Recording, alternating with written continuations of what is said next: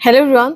सबसे पहले आप ये इंडिया विक्स इंडेक्स देखिए जो 65% का आज जंप दिखा चुका है। 65% अनबिलीवेबल है, क्योंकि हमेशा ही मैंने डिस्कस किया है कि इंडिया विक्स जब भी बढ़ता है, इंडिया विक्स में तेजी आती है, वो मार्केट में डर को इंडिकेट करता है कि मार्केट में किस तरीके से गिरावट आने वाली है। उस हिसाब से ये डर को इंडिकेट करता है। 4 से 7% ये बताता है कि एक वीकली बेसिस पर हमें डर दिख रहा है। अगर 16% 14% इस तरीके से तेजी आती है तो पूरा मंथ हम जो है एक डर का माहौल फेस करते हैं। अब सोचिए 65% किस हद तक जो है हमें इंडिकेट कर रहा है, डर का माहौल बता रहा है। यहाँ पर इसी डर को, इसी डर की वजह से तो एफआईआईज ने 13,700 करोड़ की बिकवाली कर दी है पिछले 5 दिन में। एफआईआईज एफपीआईज की बिकवाली जोर से शुरू हो गई है। मार्च में जो वापस आए थे 23,000 करोड़, इन्होंने धड़ाधड़ बिकवाली चालू कर दी है। एंड अपने यहाँ मेजर कंसर्न तो एफआईआईज ही है। जितनी ज्यादा बिकवाली उतने ज्यादा जो है मार्केट पर प्रेशर। खैर, मैं इंडिया की बात नहीं कर रही हूँ, क्योंकि इस बार का क्रैश सिर्फ इंडिया मार्केट तक ही नहीं है। इंडियन मार्केट तो हालांकि देखा जा रहा है बाकी के कंपैरिजन में थोड़ा बच गया है, थोड़ा सेफ है, क्योंकि ग्लोबल मार्केट का तो हाल आप देख ही रहे हो। डो जोन्स, S&P 500, नेस्टेक किस तरीके से क्रैश हो रहे हैं। इनफैक्ट कई सारे एनालिस्ट तो ये भी मान रहे हैं कि नेस्टेक तो में तो इस तरीके से स्लो डाउन आया है कि वो रिसेशन की तरफ चला भी गया है। यूरोपियन मार्केट की बात करें तो यहाँ पर देख सकते हैं कि यूरोपियन मार्केट में ऑलरेडी मेजर फॉल्स देखने को मिल रहे हैं। एशियन मार्केट की बात करें तो सिंगापुर का मार्केट भी आज आपको क्लोजिंग भले ही देखने को मिल रही है 3% की, लेकिन 7% तक का जो है इनमें क्रैश एंड फ्लक्चुएशंस में देखने को मिला, चाहे वो निके हो, हैंगसेंग हो। यहाँ पर देख सकते हैं हैंगसेंग में तो 15% तक की गिरावट देखने को मिली है। ताइवान का मार्केट 10% तक क्रैश हुआ है। कमोडिटीज में अगेन क्रूड ऑयल के प्राइसेस आज 3% पर क्लोज हुए हैं। गोल्ड के प्राइसेस थोड़े बहुत रहे हैं। ब्रेंट क्रूड की बात करें, यानी कि कमोडिटीज में भी बहुत ही जो है उथल पुथल देखने को मिल रहा है। इनफैक्ट सिल्वर में 16% तक का क्रैश देखने को मिल गया है। करेंसी की बात करें तो डॉलर अगेन स्ट्रॉन्ग होता हुआ दिख रहा है। इंडियन रुपीस भी आज थोड़ा बहुत स्टेबल हमें देखने को मिला है। तो ये सारे रीजंस जो हम देख रहे हैं, जो क्रैश एंड ऑल, ये ऑलरेडी मैंने जो है एक दिन पहले वीडियो दिया था। मंडे को क्रैश होगा, किस हिसाब से क्या चीजें हमें देखने को मिलेंगी, रीजंस क्या थे, हम ऑलरेडी डिस्कस कर चुके हैं। इनफैक्ट निफ्टी के लेवल्स भी मैंने डिस्कस किए थे कि ये 22,800 जो हमारे पास सपोर्ट है, अगर ये टूटता है तो किस हिसाब से प्रॉब्लम।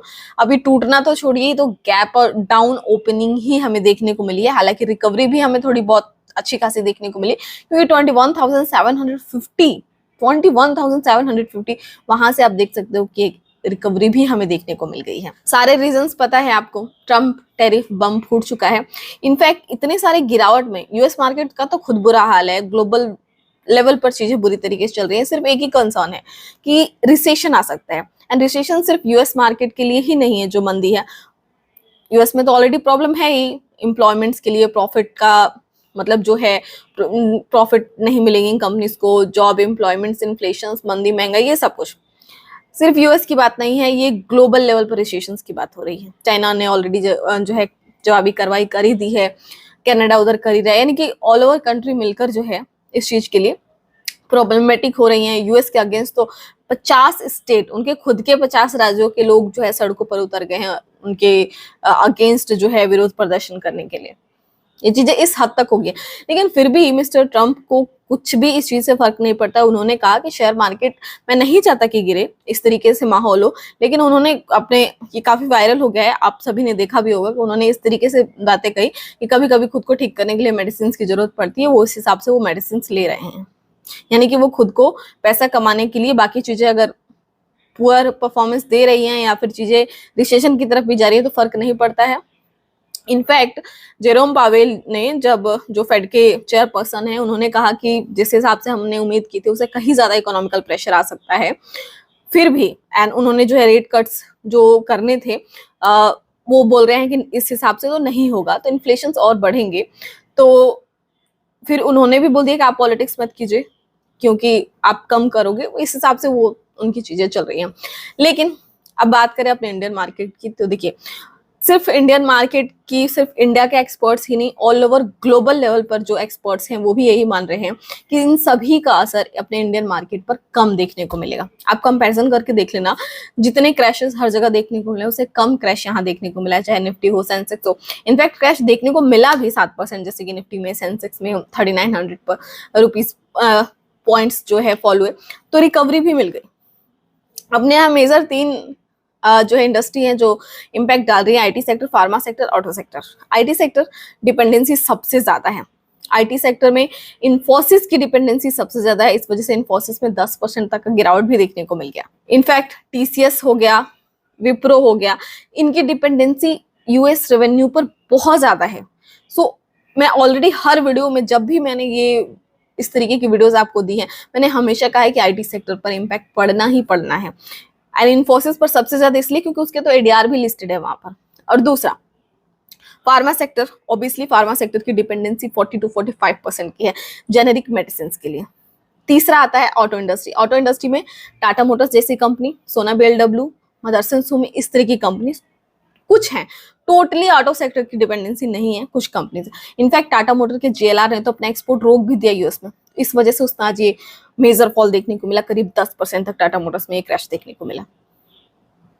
लेकिन बहुत सारे एनालिस्ट हैं लाइक जेपी मॉर्गन, गोल्डमैन सैक्स, इस तरीके से इनका ये मानना है कि इंडियन मार्केट में जो है स्टेबिलिटी है। अपनी डिपेंडेंसी Q4 इस हफ्ते से स्टार्ट भी होने वाला है। एंड आरबीआई की मॉनेटरी पॉलिसी भी है 9 अप्रैल को, 10 अप्रैल को टीसीएस का Q4 आने वाला है। तो अपने यहाँ डिपेंडेंसी इस पर टिकी हुई है। एंड ऐसा माना जा रहा है कि जो यूएस रिसेशन आता भी है, एक्सपेक्टेड है कि फाइनेंशियल 26 में यूएस में रिसेशन आ सकता है, तो उसका ग्लोबल लेवल पर असर बुरी तरीके से पड़ेगा। तो अपने इंडियन शेयर मार्केट भी बचेगा नहीं, लेकिन असर कम रहेगा। ये माना जा रहा है कि अपने जीडीपी पर 3% का असर पड़ सकता है, 3%, जिससे कि कुछ खास फर्क नहीं पड़ेगा। एंड ये भी माना जा रहा है कि वो 3% का असर पड़ता भी है तो फाइनेंशियल 27 में 10 से 15% का ग्रोथ भी हमें मिल सकता है। इनफैक्ट निर्मला सीतारमण जी ने अपनी इस बयान में ये भी कहा कि हम तो एक्सपोर्ट्स बढ़ाने के लिए और भी कई सारे काम कर रहे हैं, कई सारे सुधार कर रहे हैं, तो हम पर इतना असर नहीं पड़ेगा। और ये भी कहा कि जो जीडीपी ग्रोथ है वो 6.3 से 6.8% भी रह सकती है। End of course crude oil के प्राइसेस $70 बैरल से कम रहते हैं, तो वहां पर जो है अपनी जीडीपी ग्रोथ और आ सकती है, क्योंकि कई सारे इंडस्ट्री को बेनिफिट दे सकता है। तो इस तरीके से चीजें चल रही है, तो इस हिसाब से अपना मार्केट रिएक्ट कर रहा है। हालांकि बाकी चीजों से कम ही है, लेकिन मुझे लगता है कि कहीं ना कहीं हमें जो है, अगर फंड है तो ही अपॉर्चुनिटी दिख रही है, अदरवाइज थोड़ा वेट एंड वॉच करना चाहिए, क्योंकि स्टेबिलिटी नहीं है अभी मार्केट में, बहुत स्टेबल अभी नहीं है। हाँ, Q4 जिस हिसाब से आते हैं उस हिसाब से डिसीजन लेना ज्यादा बेटर होगा।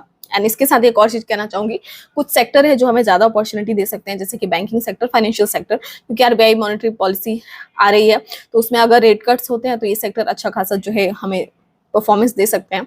एंड इसके साथ ही क्रूड ऑयल के प्राइसेस जिस हिसाब से गिर रहे हैं, उसमें पेंट सेक्टर काफी अच्छा परफॉर्मेंस दे सकते हैं। एंड क्रूड ऑयल की डिपेंडेंसी कई सारे सेक्टर पर है, लाइक केमिकल सेक्टर भी है, तो उस हिसाब से हम जो है अपने चॉइसेस देख सकते हैं। हाँ, जो मेजर डिपेंडेंसी रखते हैं यूएस रेवेन्यू पर, लाइक आईटी, फार्मा एंड इसके साथ ऑटो इंडस्ट्री, तो इनसे थोड़ी दूरी बनाकर ही रहे तो ज्यादा बेटर है, क्योंकि 180 कंट्री में ट्रंप ने जो है ये टैरिफ लगाया है, तो ऑब्वियसली इसका असर इंडिया बचेगा नहीं, झेलना तो पड़ेगा, लेकिन हाँ बाकी से थोड़ा कम पड़ेगा। जैसे कि डिफेंस सेक्टर का कोई लेना देना नहीं है, तो असर कम पड़ेगा, तो डिफेंस में अपॉर्चुनिटी हमें मिल सकती है। इसके अलावा देखिए तो हॉस्पिटल स्पेस जो है वहां पर हमें अपॉर्चुनिटी दिख सकती है, पावर सेक्टर है वहां पर हमें अपॉर्चुनिटी दिख सकती है।